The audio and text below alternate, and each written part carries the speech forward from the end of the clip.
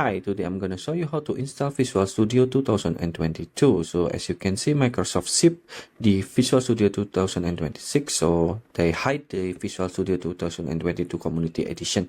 To install Visual Studio 2022 Community Edition, you can open my blog here and then click the download Visual Studio 2022 Community and then open the installer and then click yes.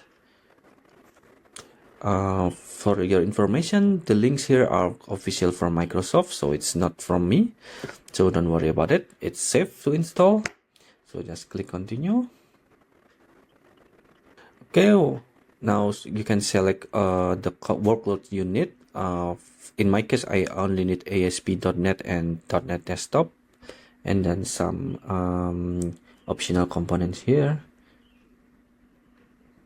Then click install. Once finished, you can launch Visual Studio Community 2022 and start coding. And here you are, Visual Studio 2022 on Windows 11, and you can start coding and have fun with it. Thank you for watching and see you next time.